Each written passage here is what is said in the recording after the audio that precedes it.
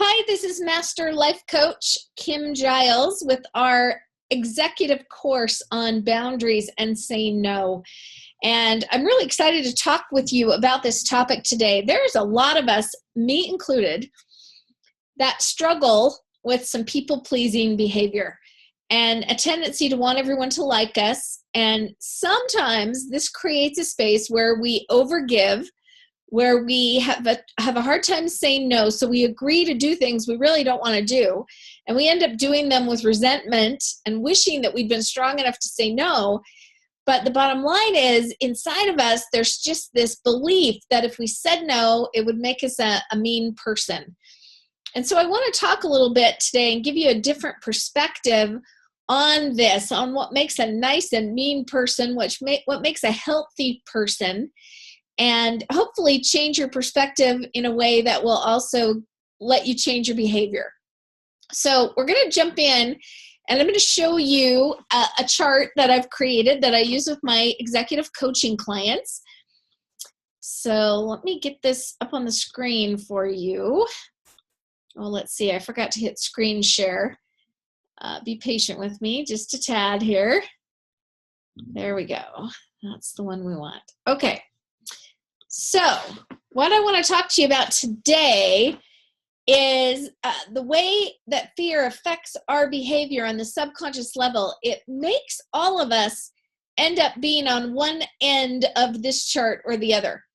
And which end you end up on more really is because of the way you were raised and what you were taught. In some families, we were literally taught, and my family would be true with this, that being a mean person, being a selfish person is very much the greater evil. So we wanted to avoid being on the right side of this chart.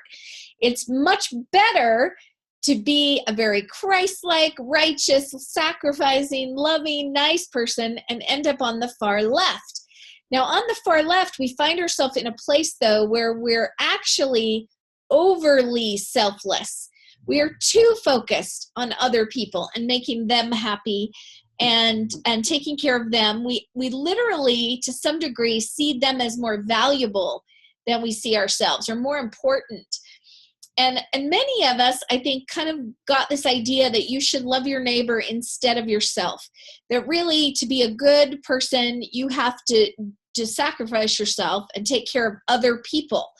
And this can be a place where we feel like we're very nice, very loving. But let's be honest, you're also a doormat. We're a mouse. We let people walk all over us because we can't be mean. And so really, in my family, I was raised with this idea that it's better to get walked on than to maybe be mean or hurt another person's feelings. Now, there may be some of you watching this course who are raised the opposite way, that being a doormat was definitely the greater evil, and that it was better to be tough, to be strong, to have boundaries, to take care of yourself, because if you don't take care of you, who's going to? No one. And so you were literally taught that it's better to come off a little bit mean, but take care of yourself than to end up being walked on. And you might at times find yourself being a little overly selfish. Maybe you're very bossy. Maybe you're very protective or territorial. Maybe you sometimes can be a little harsh with your feedback because you're more worried about protecting yourself than you are about this other person's feelings. Now, the crazy part of this chart is that most of us actually at the subconscious level believe that those are the only two options. I'm either a doormat or I'm mean. And I can go back and forth in those, and often we do. We find a pattern with many of us people-pleasing personalities that we take it and take it and take it, and we don't speak up, we don't say anything, we let ourselves get walked on, and this goes on and on and on until we finally explode because we are not going to take this anymore. And we end up on the far right side of the chart being mean and selfish. So we find ourselves playing between these two extreme states. Now, the good news for you is that those are not the only two options. There's a third option, the place in the middle. And we call this a place of clarity because it's only when you're out of fear functioning from a place of trust and love or clarity, that you actually really see your own value accurately, that you see other people and situations accurately. Fear acts like a fog that kind of messes up with the way we see the world. And we always think we're not good enough, and we think other people are either better than us or less than us. And we tend to see situations as threats when they really aren't. So this fog of fear really messes up the way we show up in the world. So if you want to function from this place of clarity, let me introduce you to what this place looks like. So we're going to actually take the loving from the left, and we're going to take the strength from the right, and we're going to put them together, and we're going to learn how to be both strong and loving at the same time. And this is a really powerful place. When you find how to live here, you can have those tough conversations that possibly could hurt someone's feelings, but you know how to have them anyway and do it in a really loving, kind way, but say the hard stuff. And you do both. And it's an amazing place to live from. So today I want to teach you a little bit about how to live there. And bottom line is, we have to get you out of fear. So hopefully you've watched our other courses on how to get out of the fear of failure and the fear of loss. And you're practicing that because you're going to see those principles really come into play here. So the first thing you've got to do in any situation, if you want to show up strong, is you've got to get out of fear and understand that real strength is actually fearlessness. A lot of people think that they're strong if they come on strong and they're forceful or dominant. But to be honest, a lot of that forcefulness is really, it's coming from fear and the need to protect yourself because you actually feel threatened. And that's not real strength. And I have to tell you that when you show up that way, really angry, powerful, very, very strong, coming on strong, people can feel the fear underneath it, and they actually lose respect for you. So the kind of strength that we're going for is a strength that comes from fearlessness, because you are in absolute trust that your value is not on the line and can't change. And number two, that your life will always be the perfect classroom for you, and that the universe is conspiring to serve you. So anything that happens, you're still safe. The universe has you. And the more we practice those two things, the stronger you become. So if you just learn those, there's some work that's going to need to be done, right? To really practice them and find that strength in you to approach any situation, give feedback to anyone, have really scary, tough conversations, and not be scared because you know they can't affect your value or your journey. So that's the first step, is becoming fearless and in that strong. Now, number two, we want you to learn how to handle situations from a place of maturity. And the way we define that here is that you see yourself as the same as other people. And in an immature attitude, we get in a place where we either feel insecure and less than other people, or we get a little ego and we feel better than other people. And we have to watch that, because neither side of that is accurate nor mature.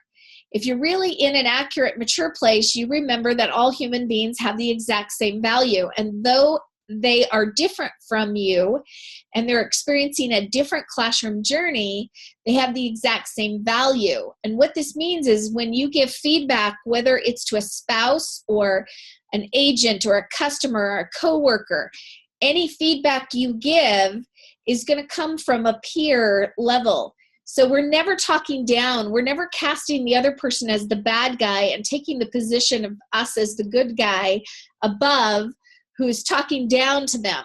We're very much understanding that they have the same value as us through the entire conversation, and we're treating them with respect. And this is a really powerful thing to practice with teens, adult children, even small children. I think you form better relationships when you even talk to them the way you would a peer. Talk to them like you respect them and you see their value as the same as yours, and it changes the energy in the relationship dramatically. If you're a boss at work and you have to give feedback to an employee, that's a really important time to let them know that you don't see yourself as better or more important than them, that you're not perfect either, and that you would love some feedback about how you could do better. And you also want to give some feedback today about how they could do better. And we can do this because none of this affects our value. So understand that, again, this place in the middle requires the absence of fear. So we got to stay in trust that our value is not on the line. Number 3, we want to show up loving. Now, really, the most powerful way that you can show up loving in a work situation is actually by asking questions and listening to another person. Because the more time you will spend listening to them, you are literally proving to them that you see their value and you actually feel that they're important and worth the time to listen to. Because we don't do this to people that we don't value. So when you have an employee who's got a gripe about things and they come to you complaining, you taking the time to say, tell me why you feel that way. Tell me more about that, and listening to them. Now, this doesn't mean you have to agree with what they say. You don't even have to do anything about it. But the very fact that you'd be willing to listen and hear them out makes them feel valued as a person, and it unleashes more productivity in those people than you can get any other way. Studies have shown that employees hold back about 40% of the productivity they could give you if you don't listen to them. But if you're willing to show up and ask questions and listen and care how they feel, they release that and they work even harder.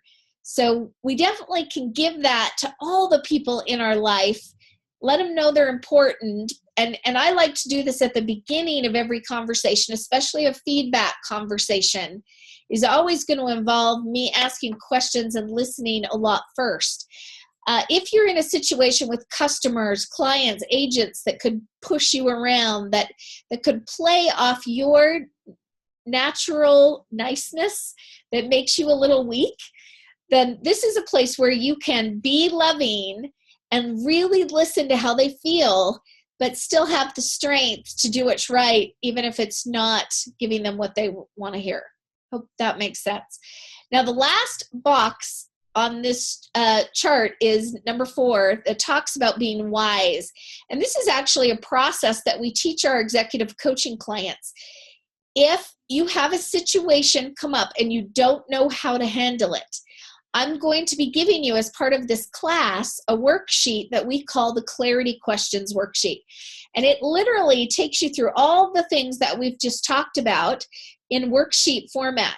So you can take this current situation and just fill out every question on the worksheet, and you will come upon this wisdom process. And what it will say is, all right, let's look at your situation. What are all your options? So write down all the behavior options you can think of. I could get mad and yell at this person. I could call them back very nicely. I could ignore them. I could send an email. I could send a text. I could make it a phone call.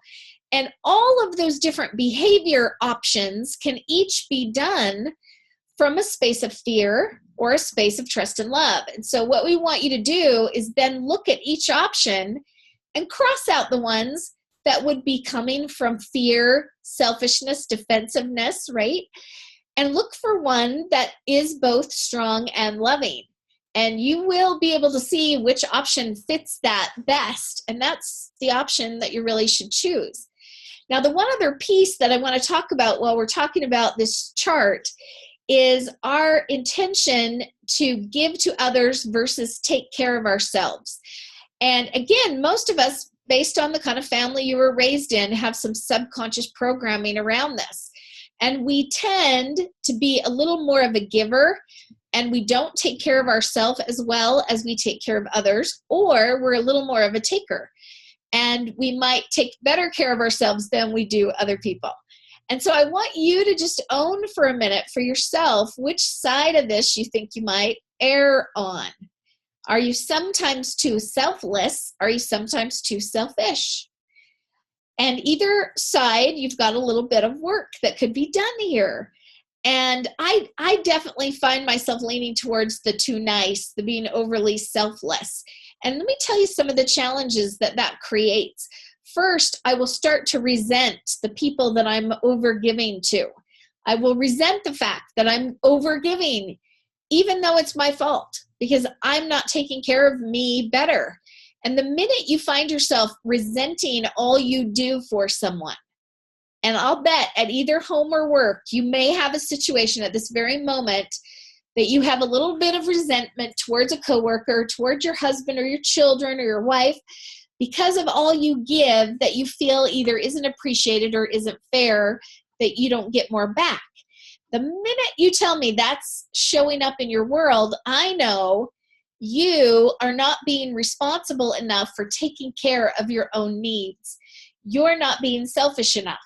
And if you were being responsible for taking care of your needs, if you had a better balance and you took the time to do what you need to do for you, and that you could say no when necessary to make you just as important as them, you would have this balance and there would be no resentment. So if you start to feel that resentment, it's not about being angry at anybody else. I want you to go back to you and understand that you are the only one who is responsible for keeping your bucket full. And so what boundaries do you need to put in place so that you take better care of yourself? Where do you need to say no or have some rules to prevent you from being weak and overgiving? Now, I'll give you an idea, and it's actually one that's mentioned in the worksheets that go with this course, is that if you have a tendency to have a hard time saying no, you feel too guilty to say no, I want you to make a new boundary rule that you never commit to anything on the spot when someone first asks you to do it. You always say, listen, I need to check my calendar. Can I get back to you? And you just make that your rule.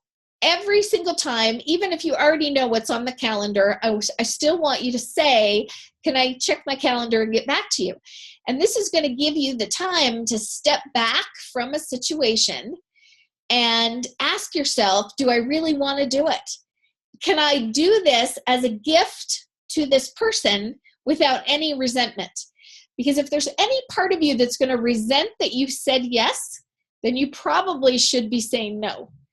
And if you feel like you keep giving and you're not getting back, you should say no. And this is going to give you the chance to get in trust and love and clarity, to get out of fear, and then call the person back and say, I'm so sorry, I'm too busy and I can't take that on. And I like my clients to practice saying no with as little explanation as possible. I don't want you to try to people please and explain why or make up a story. I just want you to say, no, I'm not able to do that. I'm so sorry. I hope you can find someone else. Just say no. I promise this is a really powerful practice in your life of having that healthy balance. And I want you to give yourself some permission to be a little selfish. If you are usually a doormat, you've got a ways to go to get in the middle. And a lot of my doormat clients will say, oh, I said no, but I feel so selfish. And I know it's because even a balanced response from you feels like it's all the way on the right. You're so used to being so far on the left that even moving towards the middle feels selfish and mean. It's not. It is not selfish or mean to take care of yourself. It is healthy, it is wise, and it is important, because you must have a full bucket or you will have nothing to give to anyone else. And you are the only one who's responsible for keeping your bucket full. So please give yourself permission to be a little bit selfish and make sure that that balance between yourself and others is a healthy one. We also are including in the handout that we're giving you the Clarity Questions worksheet, which you'll be downloading, and my How to Say No worksheet. And I want to mention a really fun approach at the bottom of this page. Whenever you've got someone in your life that you need to give some feedback, but you're really worried about offending them, this is a really funny way to do it. And I'm going to tell you how it works at work. So if I've got a coworker that's doing something that's driving me nuts, I'm going to pull them aside and say, listen, if I was really feeling bothered with how you're behaving like this, and tell them exactly what they're doing, how could I bring that to you in a way that would still show you how much I care about you and respect you? And then you just be quiet, because you actually just did it. You brought it to them in a way that shows them that you respect and care about them. And this is great at home too. I hope that you will practice this stuff. I know it's not going to change overnight. These subconscious programs that drive us to be overly selfless or overly selfish are pretty deeply ingrained, and it's going to be a process to work your way through it. We also have a lot of other resources on our website to help you. Besides some amazing executive coaching and options to fit any budget, there's tons of free resources there that we encourage you to take advantage of to keep practicing, learning how to live from clarity and get out of fear. Hope you found this helpful. We'll talk to you soon.